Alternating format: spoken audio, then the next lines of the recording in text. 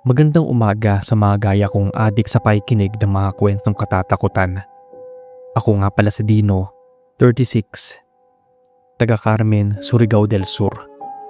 Isa akong construction worker. Bali narito ako ngayon sa Maynila para maipagsapalaran. Isinama ako ng pinsan kong si Tupe dahil marami raw kailangan manggagawa para dun sa lumang gusali na matagal nang walang gumagawa. Dito na rin ako halos namamalagi ilang taon na. Pauwi-uwi din, pero babalik ng Maynila. Tanong ko dito bakit hindi natapos kung malaki ang tanggap? Kesyo raw may mga balitang may lumilitaw daw doon. Sa narinig kong yun parang ibig ko na lang matawa. Kasi uso pa ba yun? Isang opisina daw kasi ang gagawin doon. Sabi ay dating libingan yon. Kaya kapag sinabing yun ang gagawin ay tumitikrop na yung mga kausap. Pero dahil kailangan ko ng pera ay pumayag na ako. Tutal, marami naman tiyak kami doon. Sa bahay nila ako nakatira. Matagal na palang naganap ito, Sir Bob, at ibabahagi ko lang kasi baon ko na ang kababalaghan na yon hanggang ngayon. 3 palapag ang gusali na gagawing opisina ng bagong may-ari. Nasa unang palapag kami dahil sarado pa nga yung taas. Wala kasing balak kumuha doon kaya sarado at walang daan. Gabi-gabi kaming gumagawa doon para matapos agad. Pinapamadali na kasi para daw magamit na. At kapag ayos na ay yung ikalawa at huling palapag naman daw. Kasalukuyan kami nung naglalagay ng mga bakal para lagyan ng sukat at tatag ang mga gagawing haligi. Kaya abot ang putol ko ng bakal. Siguro ay mag-aalas 9 na rin noon, Sir Bob, ay naroon pa kami. Parang may narinig akong mga yapak na paakyat. Meron pa ngang parang natalisod pa, kaya nilingon ko yung likod ko. Pero wala namang tao. Para talagang may naatapak ng bakal at ilang yero kasi maingay. "Oh, Dino, bakit?" Tanong ni Tupi sa akin. Napakamot ulo na lang ako. Ang dilim din kasi sa lugar at iisang poste lang ang may ilaw. Kaya nag-istila pa kami ng isa pa para pati sa likod ay may ilaw rin. Masyado kasing madilim at nakakatakot kung hindi lalagyan ng liwanag ang lugar, sir. Noong mga unang araw at gabi ay tahimik at maayos pa. Pero nang meron na kaming halos 1 linggo ay dun ko na nakita at napansin ang kakaibang pakiramdam. Yung para bang palaging may nanonood sa amin kada gumagawa kami. Ewan ko lang kung ganun din ang pakiramdam ng iba. Pero ako, ramdam ko talaga na hindi lang kami ang naroon. Nagsisitayuan nga ang balahibo ko kapag nagagawi ako sa bandang hagdan, sir. Para kasing may mga naglalakad doon at umaakyat kahit na walang daan paakyat at sarado yon. "Dino, halo!" Sigaw sa akin ang ilang kasama ko. Kasi napatagal na pala ang pagtingin ko sa gawing hagdan. Bahagya pa akong nagulat kaya kumaripas na ako ng takbo at naghalo. Saka naglagay sa baldeng bakante. Kinuha yun ni Tupe at ang isa pa naming kasama. "Eto pa, Dino, palagyan ng halo nang makarami tayo ng posting lalagyan." Saad ng isa pang kakadating lang nang makaalis na Tupe sa harapan ko. "Sige, palagay muna dyan. Haluin ko muna." Sagot ko sa kanya. Habang nagpapala ako ng mga halo, para bang may bumulong sa akin na tumingin akong muli dun sa hagdan paakyat ng 2nd at 3rd floor. Nang malagyan ko ng halo yon ay binalikan ko dahil para bang may nahulog. Kahoy yata. Nang pulutin ko may mga pangalang nakalagay. Di ko kilala dahil hindi naman talaga ako taga Maynila. Dinala ko yung napulot kong kahoy sa tabi ng mga bakal. Matapos yun lumabas kaming 4. Nanigarilyo kasi si Tope. Ako naman ay naupo sa isang putol na kahoy. Sakto na napatingin ako sa 3 palapag. May mga bintana na rin kasi yon dahil nga hindi natapos. May harang lang na kahoy pero hindi naman sakop ang butas. Pagtingin ko doon ay para bang may naadungaw kahit na imposibleng meron. Tumayo ako at pinagbastan ko pang maigi. Kinalabit ko si Tupe at tinuro ko yung nakita ko sa taas. Kaso wala na ito doon nang lingunin ni Tupe. "Ano ba yung Dino? Tanong niya sa akin. Para kasing may nakatayo doon kanina eh. Nakadungaw pa nga. Sagot ko naman sa kanya. Puro daw ako biro. Niyaya na niya ako ulit pumasok kasi 10:00 na at dapat daw ay matapos na yung pagbubuhos ng poste. Nakakot ako ng semento sa may bandang hagdan. Nang pabalik na sana ako sa paghahaluan ay napatigid na lang kusa ang mga paa ko dahil nakita kong may isang lalaking naatayo mula sa dulo ng hagdan. Hindi ko alam kung ilalaglag ko ba yung mga sunong ko o hahayaan ko na lang sa ibabaw ng ulo ko. Ba't nandyan ka? Bawal dyan, sabi ko, pero hindi siya natinag. Akala ko isa sa mga kasamahan namin, pero tumalikod siya at basta na lang nawala. Nagulat ako doon, Sir Bob. Gusto ko sanang tumakbo, kaso sunong ko nga yung semento. Ang bigat rin nun dahil halos 40 kilos ang isa. Taglakad ako ng mabilis, tapos basta ko na lang ibinagsak sa tumpok na bato kung saan namin nihahalo yon. Pinagsabihan pa nga ako ni Tupi na magdahan-dahan naman. Ang sabi ko, may nakita ako sa hagdan, kaya sumandali lang. Tumakbo ako pabalik. Umakyat ako doon at wala namang daan. Kaya saan yun galing? Mas nangilabot ako nang nawala nga yung lalaki. Naalala ko tuloy yung nakita ko sa bintana mula sa ikatlong palapag na naadungaw doon. Ilang saglit pa ay puro kalabog at mga yapak ang mga narinig ko. Parang naglalakad ang mga ito papunta sa kinatatayuan ko. Mabilis akong bumaba. Nagulat pa si Tupi kung bakit ako tumatakbo. Itinuro ko yung hagdan at sinabing may mga naglalakad doon at mukhang pababa sila. Nagtawanan ng mga ito. Pero ilang sandali pa ay nagsimula nang mamatay ang ilaw namin doon. Natakot ako kahit na hindi naman talaga ako duwag, Sir Bob. Hindi nga ako naniniwala sa mga multo noong mga panahon na yon. Pero ibang usapan na itong nasa harapan namin. Biglang may naatayong dalawa mula sa hagdan. Isang babae at isang lalaki na mukhang may kalumaan ng mga damit. Mas lumakas pa yata yung hangin ng mga oras na yon. Maging si Tupi ay nawala ng kibo dahil sa biglang pagsulpot ng dalawa na hindi namin alam kung anong dahilan nila at kung sino. Napasabi tuloy si Tupi na totoo daw pala yung sinasabi nila na kaya walang tumatanggap ng trabaho doon dahil may lumilitaw. Nagtatakbo yung ilang kasama namin dahil kakaiba na yung itsura ng mga yon. Si Tupi naman ay inaaya na rin akong umalis dahil baka kung mapaano pa kami. Mukha nga totoo na libingan yon at ayaw ipabago ang lugar. Nang mapatingala kami, mas marami pa pala sa taas. Mayroong mga bata, matatanda, mga babae, lalaki. Marami sila. Kaya kahit na nangangatog ang tuhod ko at parang ayaw makisama, pinilit ko talaga. Kaysa maiwan ako doon at ang dilim pa.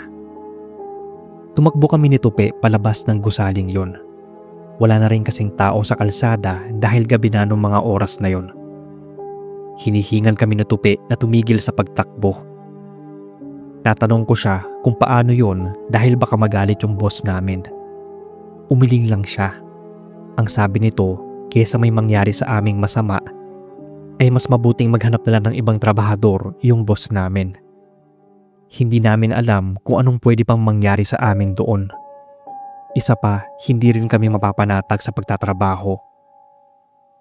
Sa isip nga namin kahit sobrang tagal na, ay bakit hindi pa rin nawawala ang mga multo sa lugar. Kumbaga, ayaw nilang iwan yon. Hindi na kami bumalik dun sa pinapagawang opisina. Binayaran na lang ng boss namin yung ilang araw naming paggawa doon. Matapos nga ng ilang buwan, balita ko ay hindi na rin natuloy yung ibang mga gumagawa. Nabalitaan din daw na may multo at nagpapakita doon kaya siguro hindi na tinuloy kahit na malaki pa ang pasahod. Ako rin naman, hindi na ako gagawa doon. Mahirap na, baka mamaya masundan pa ako pauwi. Mas lalo na baka hindi ako makatulog sa gabi. Pero dahil sa nangyaring yon, nagkaroon ako ng interes sa kababalaghan. Mahilig na nga ako makinig ngayon ng mga kwentong katatakutan pero ayoko lang na mangyari sa akin yon. Kaya ito, dahil nakalipas na, naisipan kong ikwento sa inyo itong naranasan namin.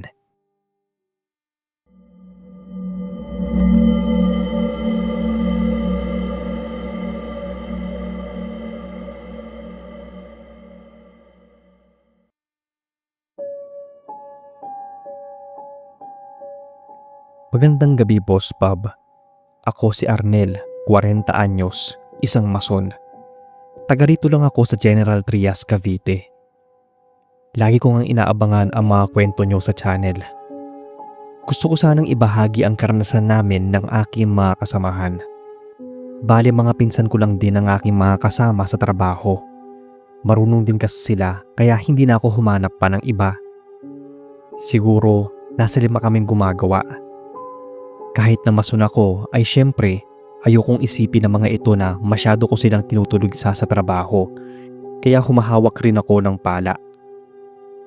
Sa isang mall kami gumawa, sa 2nd palapag yon. Yun yung bahagi kong kwento sa inyo. May mga kwento na may nagpapakita raw sa 2nd palapag hanggang sa unang palapag nito. Kwento lang yon kaya binaliwala ko. Baka kasi yung iba, panakot lang. Pero dahil kailangan namin lahat ng pagkakakitaan ay nagpursige kami. Sabi kasi noon daw ay may nagpapakitang lalaki. Ang balita ko pa nga, inihulog daw yon sa unang palapag kasi nakainggitan. Pero subuko rin daw ang may gawa dahil nakonsensya. Sige pa rin kami. Ilang linggo na rin kasi yon na ginagawa. Madaliin na raw namin pero dapat ay pulido. Kaya minsan, 6:00 na kaming nakakauwi. Kailangan matapos agad. May bonus rin kasi, kaya nagkasundo kami magpipinsan na minsan ay mag-overtime. Malaking tulong din yon kapag makuha namin. Isang beses nga boss na may kinuha ako sa taas kasi bumaba lahat ng mga kasamahan ko. Hahanap daw ng merienda. Ako naman ay bumalik sa 2nd palapag para tingnan kung ano pa ang mga dapat ayusin. Nakabili ka na ba? Ba't ang bilis nyo? Tanong ko naman at tumingin sa likod. Walang ibang tao, pero para asing may naglakad sa gilid ko at may kinuha. Mula sa gilid ng mata ko, alam ko na may kasama ako kanina. Nagpalinga-linga ako sa paligid, pero walang ibang tao. Alan, nandyan ka ba? Hanap ko pa. Bumaba na ako. At dun ko nakita yung 3 na papasok pa lang habang may dalang mga tinapay. Tapos si Alan ay naninigarilyo. Kaarating mo lang ba, Alan? Tanong ko. Kaya nagkatinginan sila. Oo daw. Hindi naman daw siya bumalik. Sabi rin yun ng mga nakasama niya. Para asing may nakita ako talaga. Tanong nila kung bakit. Sinabi ko na lang na baka namali ako ng akala. Inabutan nila ako ng tinapay at soft drinks. Naupo kami sa hagdan at nagkwentuhan. Nang bigla-bigla may malakas na sumigaw. Boses ng lalaki yon, Boss Bob. Naibuga ko nga yung soft drinks at napatayo. Narinig niyo ba yon? Gulat na tanong ni Alan. Tumango kaming lahat. Ang lakas kasi ng sigaw niya. Parang nasa 2nd palapag. Pero sino naman yon? Kami lang naman yung tao doon sa area. Baka may naapasok na taong grasa. Bawal yun ah. Mamaya mahulog yun. Sabi ni Romy, isa rin sa mga pinsan ko. Sabi ni Alan ay tingnan ko raw. Nag-alangan pa nga ako nung una dahil tanong ko bakit ako. Baka kasi mamaya ay may dalang patalim yon.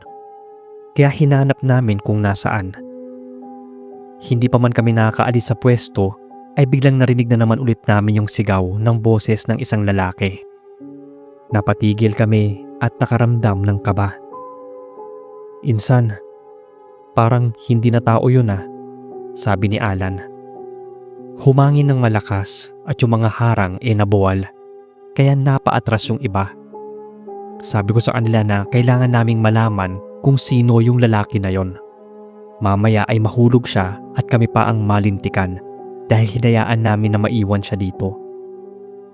Pinuntahan namin lahat ng pwedeng pagtaguan ng lalaki na yon. Kaso lang ay wala talaga. Sabi nila, bakit walang tao pero may boses at malakas talaga ang pagkakasigaw nito. Yung para bang nasasaktan. Ilang minuto na rin kaming babalik-balik kaso wala talaga kaming nakita. Hanggang sa mag-aya na silang bumaba. Para kasing iba na rin yung pakiramdam ko. Kinikilabutan na ako kahit wala pa man kaming nakikita. Biglang may napansin akong isang lalaking naatayo sa isang haligi ng mall. Nakapantalon ito at isang parnela na kulay itim. Tiyak na hindi namin siya kasama. Nakatayo lang ito at hindi gumagalaw. Napansin din pala yon ng mga kasamahan ko. At nang tingnan ko ang mga paa niya, parang panay semento pa. Nagkatinginan kaming magpipinsan dahil bigla na lang itong sumigaw. Pero nakatayo lang siya, Boss Bob. Kaya ang mga loko, unahan sa pagbaba sa unang palapag. Pagtingin kong muli kung saan ito nakatayo, ay wala na siya. Hindi agad ako naagalaw dahil nakatayo na ito sa gilid ko at hinawakan yung braso ko. Nang tingnan ko siya, puno ng halo ng semento yung kalahati ng mukha niya. Palagay ko, ito yung sinasabing nahulog daw mula sa ikalawang palapag pababa. Sobrang takot ko na hindi ko nagawang sumigaw. Yung kalahati ng mukha niyang may semento, wala yung isang mata. Napalunok ako noon, sobrang kaba at kilabot. Pero nilakasan ko yung loob ko noong mga sandaling yon kasi iniwan na ako ng mga ugok kong pinsan. Ipinilig ko yung braso ko at tumakbo ng mabilis sa pababa. Kahit nga sigaw ay hindi ko nagawa. Parang umurong ba yung dila ko dahil sa kaba at takot. Naabutan ko pa yung mga kasama ko na naroon at hinintay ako, boss, sa labas nga lang.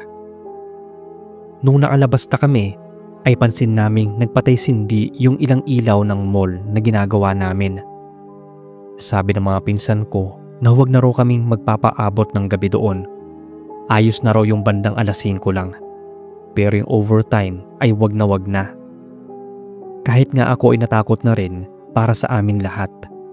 Hindi na namin pwedeng iwan yon dahil nakakontrata na. Nakakahiya din sa kumuha sa amin ng dahil lang sa multo na hindi rin naman pinapaniwalaan ng iba. Isa pa, sayang yung pera. Kami na lang yung nakakaalam nun. Hindi na namin pinaalam pa sa taas. Tutal ay ilang araw na lang naman ay patapos na rin yun at bebendisyonan na rin. Malamang siguro ay hindi na magpaparamdam yung multo ng lalaki doon sa mall. Ganun palang pairamdam kapag nakakita ka ng multo, lalo kung malapit sa'yo. Uurong din yung dila mo, maninigas ka at hindi mo alam yung una mong gagawin dahil sa pagkabigla. Ganun kasi yung naramdaman ko. Akala ko nga masisiraan na ako ng bait. Hanggang dito na lang, boss, ang kwento ko.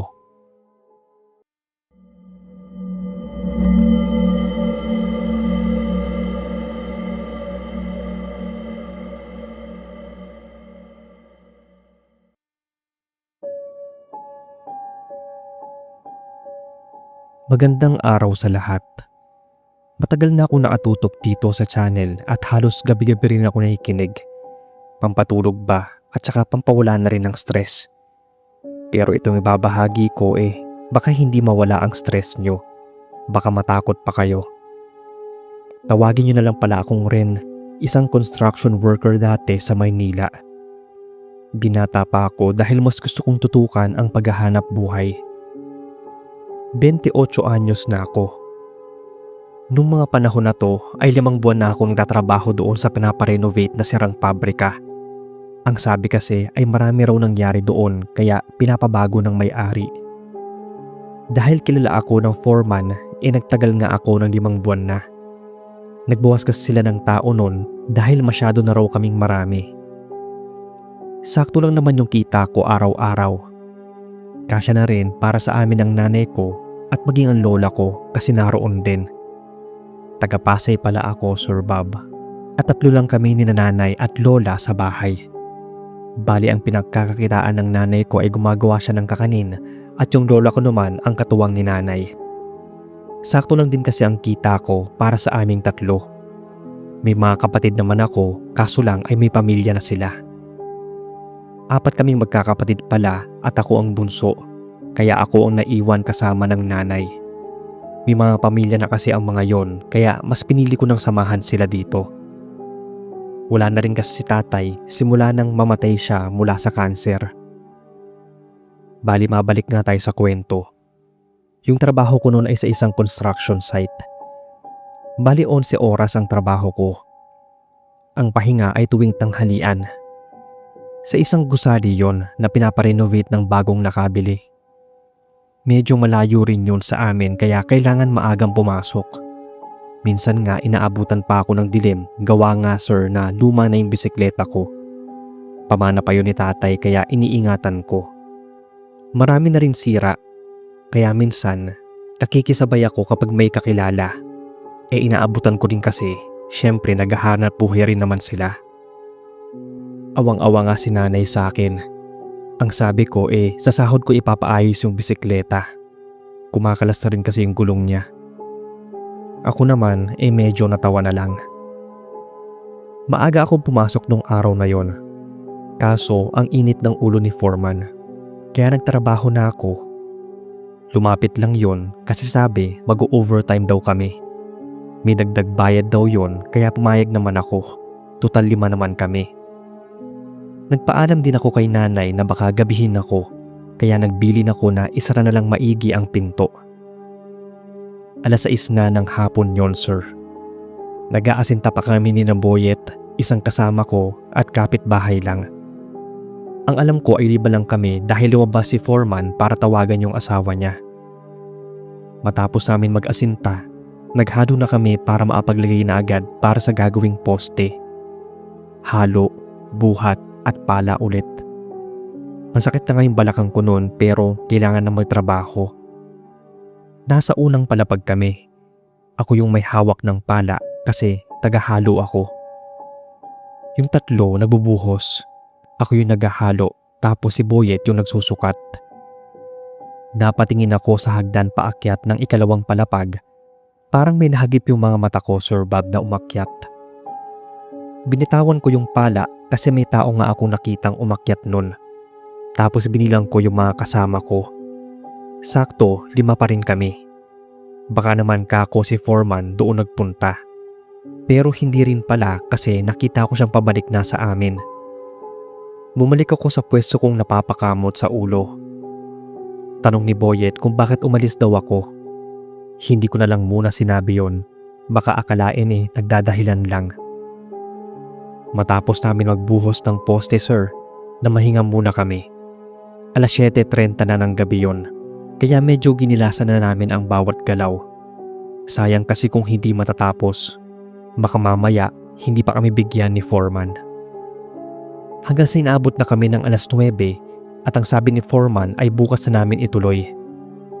Natuwa naman kasi may bayad naman yung overtime. Sumabay na ako kay Boyet. Inangkas ko na lang yung bisikleta ko sa kanya. Gising pa si nanay kaya mabuti pala at may bukas pang bakery at bumili ako.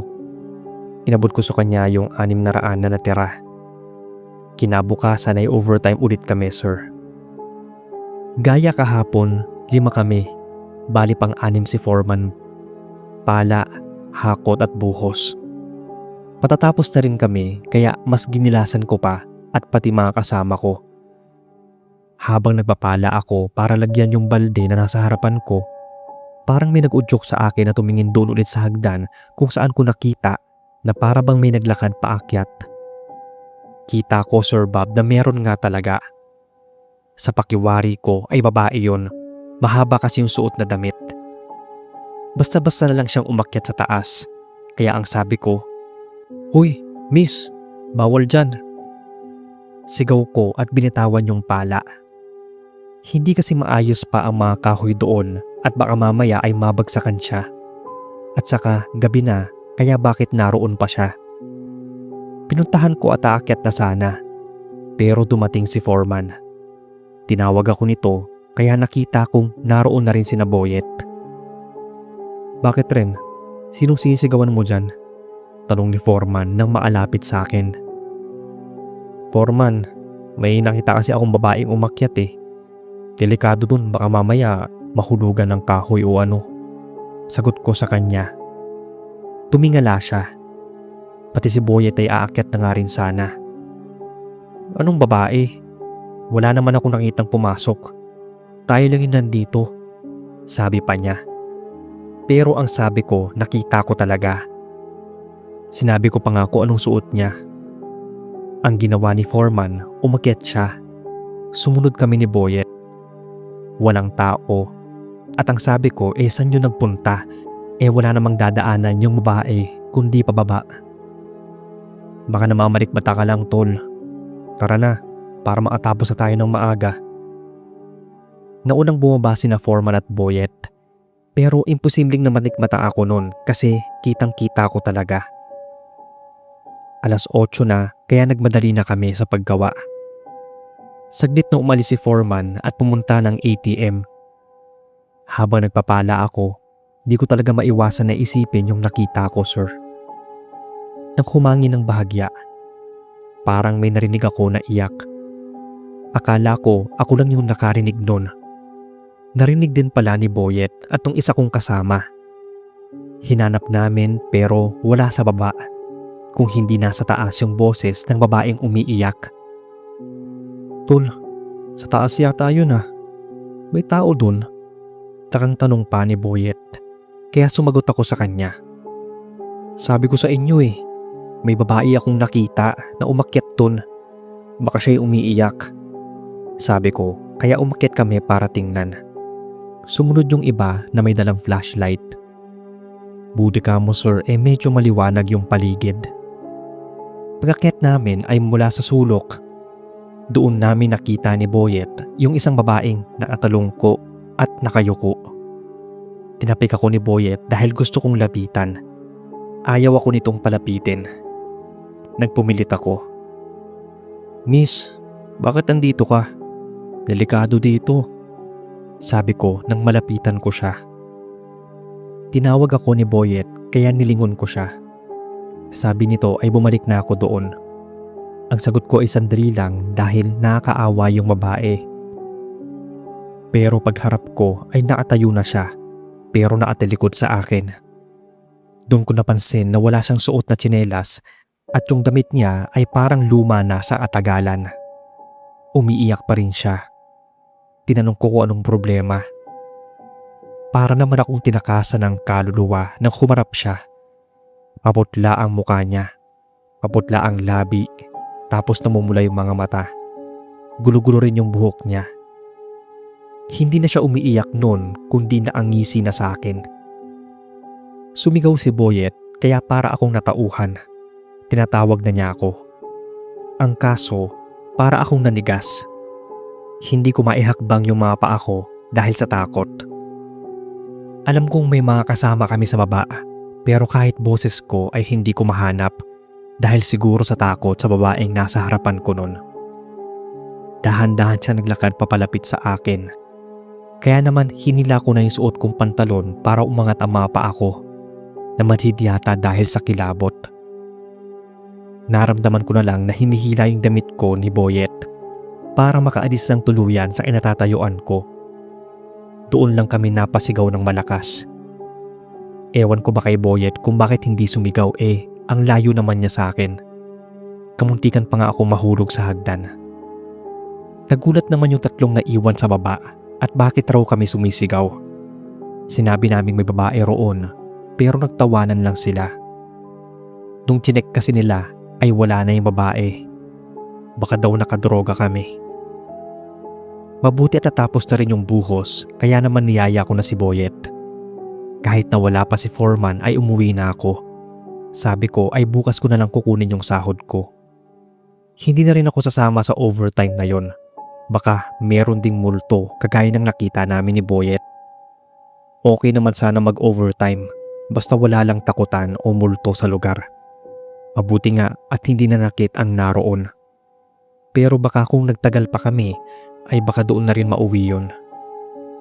Nung nakwento ko nga yun kay nanay, baka raw yung babaeng yun ay sinasabing kinahasa o basta na lang daw iniwan doon ng patayin. Nabili lang kasi yun at matagal na nga raw ang kwento na yun tungkol sa babae. Kung totoo man yun, ay sana matahimik na siya. Kasi kawawa naman kung patuloy nagagala ang kaluluwa niya rito sa mundong ibabaw. Kinabukasan noon ay kinuha ko na yung sahod ko kay foreman. Bakit nga raw kasi agad akong umuwi kagabi? Nabanggit na pala ni Boyet dito yung nakita namin. Sabi nga, kaya raw bihira ang tumatanggap ng trabaho doon dahil sa naging balita noon na may ginahasa at pinatay na babae. Siguro ay pinagpakitaan din yung iba kaya natakot at umalis. Si foreman naman ay hindi pa nakikita yung sinasabi nilang nagbumulto. Sa kabilang banda ay naawa ako sa biktima dahil tiyak hindi pa nahuhuli ang may gawa sa kanya noon kaya siguro hindi pa siya matahimik. Mga ilang taon na palang nangyari itong kwento. Pagpasensyahan nyo na Sir Bob kung medyo magulo. Kayo na sana ang bahalang mag-ayos. Basta palagi akong nakikinig sa inyo.